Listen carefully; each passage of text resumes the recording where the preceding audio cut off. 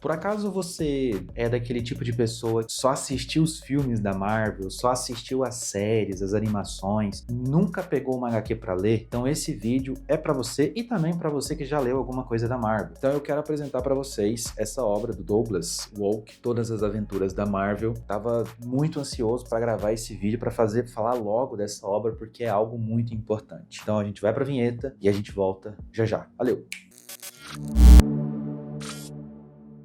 Galera, voltando aqui, aquele recado muito importante. Se você é novo aqui, eu agradeço se algum amigo te enviou esse link e desde já peço para você deixar o seu like, se inscrever para acompanhar o nosso trabalho, seguir a gente lá no Instagram, que é muito importante, para a gente crescer cada vez mais. Para mim começar a te convencer da autoridade que o Douglas Wolk tem para ter escrito esse livro, eu preciso te entregar essa primeira informação. O Douglas Wolk, ele é um fã de HQs, né, da Marvel e da DC de longa data, né, desde a adolescência, desde a infância, ele é leitor de HQs, de gibis e tal, já trabalhou nessas lojinhas de gibis, né, e tal. Então é o cara que sabe o que está fazendo, é um cara que ele sabe o que ele escreveu aqui, né, ele tem, né, total autoridade, não só porque é um fã, mas também porque ele estudou, né, ele tem toda uma carreira aí, né, de crítico literário e tal, e o cara, ele manja bastante dessa parte técnica mesmo na produção de quadrinhos. Posto isso, Douglas Wolk, ele leu, né, ele pegou essa missão, né, tipo, de ler todas as HQs da Marvel e escrever um livro sobre isso. Ou seja, na conta dele, ele leu mais de 27 mil HQs. Eu me enrolei tudo aqui, mas é basicamente isso. Lá, nos primeiros capítulos do livro, ele dá um número exato. É mais de 27 mil HQs que ele leu. E aí ele foi fazendo assim, ó. O que entra na história da Marvel e o que não entra. Então ele, claro que ele leu muita coisa, mas muita coisa, por exemplo, ele teve que deixar de fora porque não faz parte desse universo da Marvel, que são histórias que vão sendo, são universos compartilhados. Cada grupo de super-herói, cada super-herói solo ou grupo de super-heróis, o universo ele é completamente compartilhado. E aí, por que ele vai escrever por que ele vai primeiro ler, né, mais de 27 mil HQs da Marvel, e por que ele vai escrever um livro? Qual que é o mérito disso? Que a Marvel, na cronologia e na sequência das histórias que vão sendo apresentado, né, ao longo desse processo aí, a Marvel em comparação com a DC, que houve algumas interrupções, ela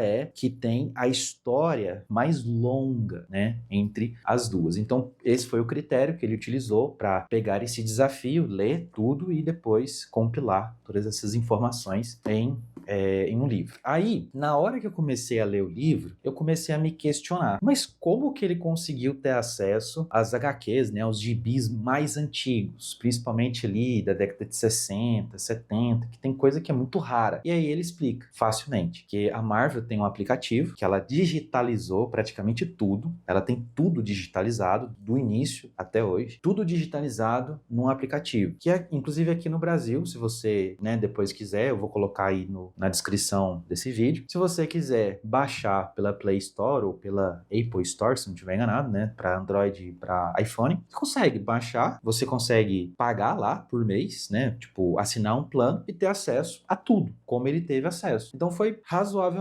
fácil para ter acesso a essas HQs. E ele responde essa minha dúvida durante a leitura ali, nos 2 primeiros capítulos. Ele coloca algumas coisas importantes, meio que preparando o leitor. Os 2 primeiros capítulos é importante porque ele vai apresentar para você a proposta audaciosa, né, por assim dizer, e ele também vai mostrar pra gente qual que é a finalidade, qual que é o objetivo da obra dele, por onde ele vai seguir esse caminho dele. Então ele deixa bem claro, se você é um cara que não tem leitura da Marvel, se você tem pouco conhecimento, se você conhece por outras fontes, principalmente do cinema, e não consegue entender as HQs e o contexto histórico que elas foram produzidas, ele alerta isso lá no 2º capítulo. Se você acha, por exemplo, que personagens femininas, o Miles Morales, por exemplo, que agora, né, começou a fazer sucesso aí com a animação e tudo mais, que é um personagem recorrente nas HQs, e assim como o Miles Morales e Peter Parker, são personagens que têm certos discursos políticos. E a política, discurso político, representatividade, ele mostra lá pra gente que isso sempre esteve presente nas HQs da Marvel. Não porque os caras que criaram a Marvel, grandes donos ali, os executivos, eles têm uma certa sensibilidade para isso. Não, é porque isso dá dinheiro. Essa representatividade de gênero, de raça e de sexualidade, isso é uma temática que, produzindo isso vai dar dinheiro. Simples. E aí, por conta dessas questões, tem uma galera que não evoluiu. Começa a ficar muito chateado com as produções que vão sendo feitas. Ele coloca muito bem isso daqui. Tem um exemplo que ele dá pra gente, que como os quadrinhos sempre, esse apelo político, os roteiristas, né, principalmente os roteiristas, os editores e tal, eles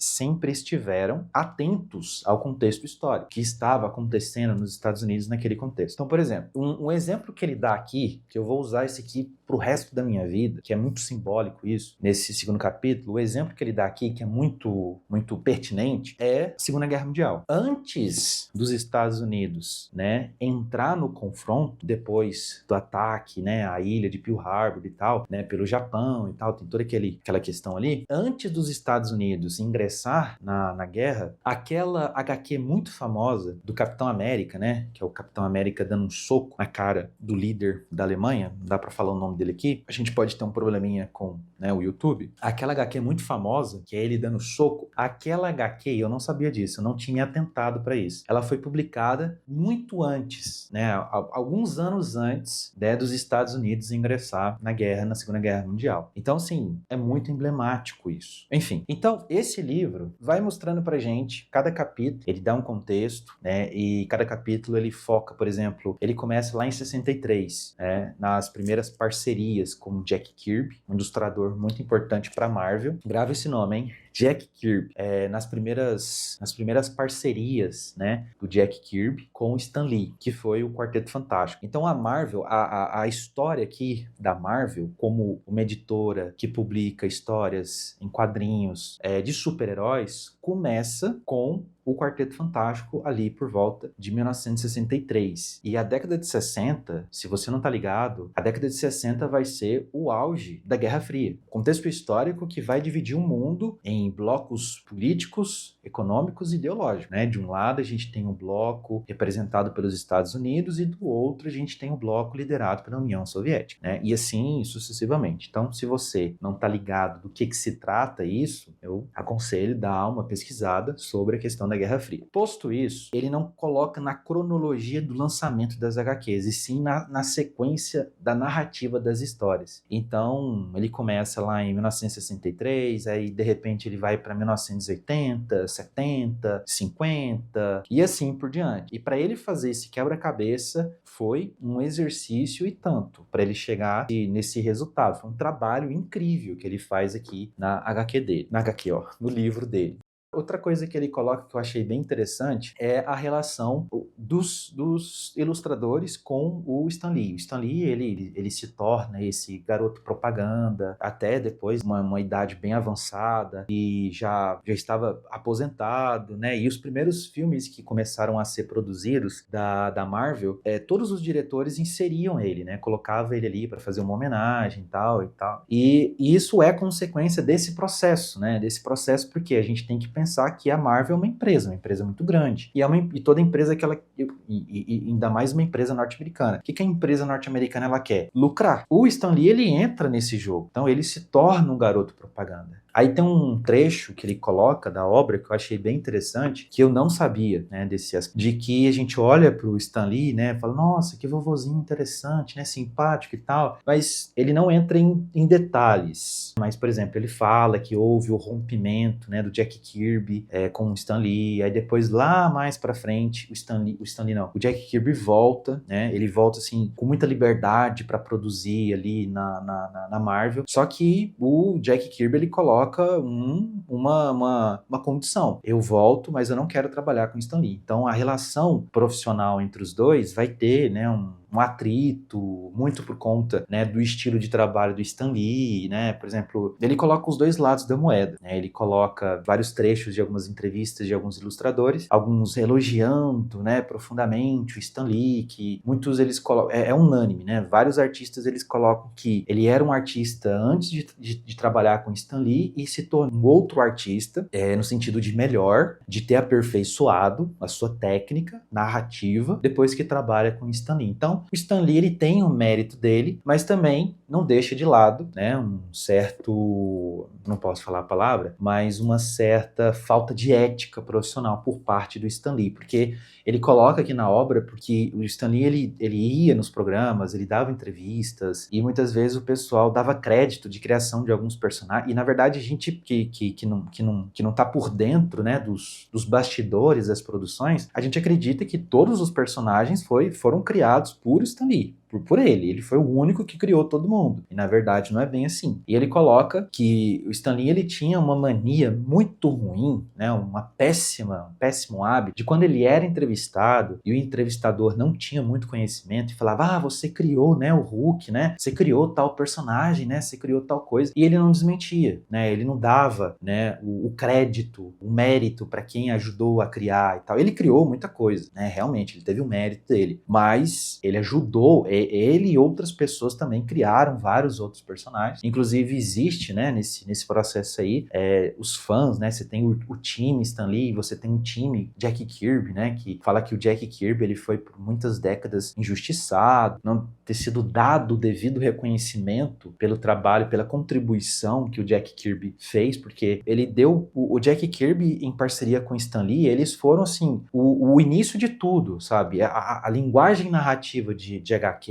de quadrinhos, foram os dois que criaram. E o Jack Kirby, ele experimentava muita coisa, né? Ele tinha muito essa ousadia de colocar coisas bastante diferentes, e principalmente naquelas HQs que são HQs mais abstratas, né? Por exemplo, nas sagas do Thor, do Loki, do Doutor Estranho, por exemplo, que eles se deparam com deuses, com entidades, e aí é necessário, por exemplo, a ilustração fazer passar para o leitor uma ideia abstrata de algo muito grandioso. Então o Jack Kirby ele tem uma importância muito grande dentro da Marvel e também dentro da DC, porque teve uma época que ele trabalhou também na DC, aí ele volta para Marvel, enfim. E assim, o outro ponto negativo, para mim, já finalizando aqui, é que durante os capítulos, né, como ele vai colocando na sequência narrativa, então ele coloca o título da HQ, o ano que ela foi publicada, as pessoas que trabalharam naquela publicação, né. Em alguns trechos, por exemplo, ele faz descrição do que é a cena, o que está acontecendo naquela cena. Por exemplo,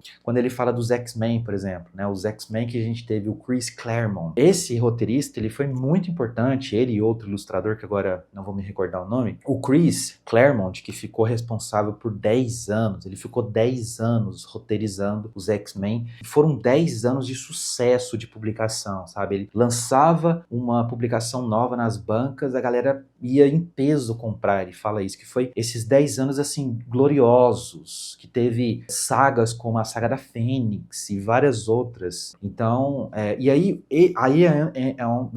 aí é onde que entra o ponto negativo, porque ele faz descrições, ele fala da capa, né? Porque, por exemplo, geralmente quem fazia a ilustração da capa não era exatamente o cara que ilustrou a HQ. Eu acredito que ele poderia, como ele tem acesso fácil a essas publicações, acho que ele poderia ter colocado essas cenas que ele faz algumas descrições, que aí é o ponto que eu achei meio o ponto negativo, né? Porque não tem as imagens, tem só a descrição que ele faz, aí você tem que correr atrás para você descobrir. E assim, durante a leitura eu fiz várias anotações e descobri muitos personagens que eu não fazia ideia de que existiam. Tem a parte dos vilões, tem a parte da fase da Marvel que é dos monstros, né? Então ele passa por vários períodos, né? Várias fases das revistas da Marvel. E um ponto que eu achei bem interessante é quando ele chega no capítulo, acho que é o capítulo 10, se não estiver enganado, que é o capítulo que ele fala antes do MCU, né? Antes do do universo cinematográfico Marvel, que a gente conhece agora, que foi o sucesso, enfim. Eu achei isso tão incrível, porque nesse capítulo em particular, eu lendo esse capítulo, e é um capítulo razoavelmente curto, né, em comparação com outros capítulos que são mais longos, por exemplo. E eu lendo esse capítulo,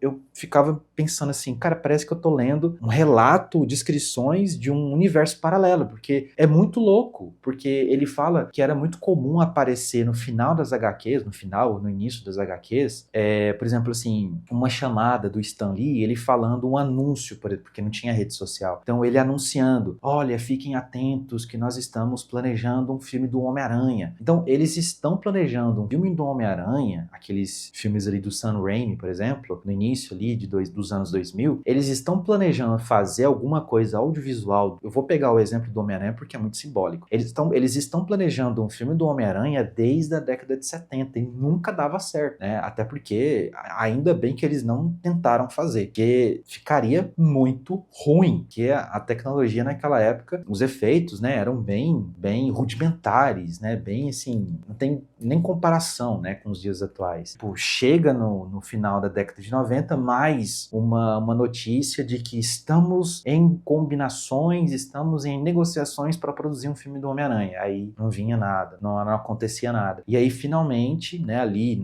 nos anos 2000, se não tiver enganado, 2004, 2005, vem o Sam Raimi na Fox, né, a Fox vai lá, tem os direitos autorais e faz uma obra incrível. Se você pega o primeiro filme do Homem-Aranha, que ele coloca aqui, que eu acho que é o primeiro filme, acho que não tem comparação, né, o primeiro filme. O Sam Raimi, ele faz algo, sim, ele cria toda uma linguagem cinematográfica típica para os filmes de super-heróis. É isso. O Sam Raimi, inclusive, se você observa a fotografia desse filme, né, do Homem-Aranha, do primeiro, no caso, que tem o Tobey Maguire, por exemplo, a fotografia é toda a fotografia, as cores, né, no caso, as cores, a iluminação do filme, é totalmente a fotografia, a coloração das HQs do Homem-Aranha, que é bem colorida e tal, né, bem assim, é uma fotografia bastante aberta, bastante primária, né, por assim dizer. E aí ele fala de vários outros exemplos, né, e a gente tem alguns filmes que nunca deu certo, filmes, por exemplo, a tentativa de fazer filmes do Doutor Estranho, que nunca dava certo, e só agora eles conseguiram fazer, e mesmo assim tem algumas coisas que não dá pra, né, engolir, enfim. O que mais que ele fala? Por exemplo, a gente tem um filme tosco, né, do Justiceiro, por exemplo, que é um filme com o Dolph Lundgren, uns quase 2 metros de altura, se não tiver 2 metros de altura. Ele fez um filme que foi feito na Europa, esse filme. É um filme tosco, é um filme ruim, tanto que quando ele foi lançado na Europa e nem chegou nos cinemas nos Estados Unidos, de tão ruim que o filme é. Aí quando ele foi para os Estados Unidos, ele já chegou em VHS, por exemplo, né, de tão ruim e tosco que é esse filme, né, do Justiceiro com Dolph Lundgren. Então, assim, é incrível. Isso aqui é incrível, isso aqui eu tô, tipo, as anotações que eu fiz, eu tô planejando várias publicações e videozinhos, né, curtinhos aqui, lá no Instagram, se você, né, tiver aí disponível para acompanhar a gente, né? Segue lá a gente no Instagram e aqui também, por que não? Pra gente sempre, para você ficar atento às nossas postagens. Espero que vocês tenham gostado. Douglas Volk, todas as histórias, todas as aventuras da Marvel. Recomendo muito. Dá para alguém de presente, por exemplo, se você conhece, dá para alguém de presente. E é isso. Valeu, falou, tchau.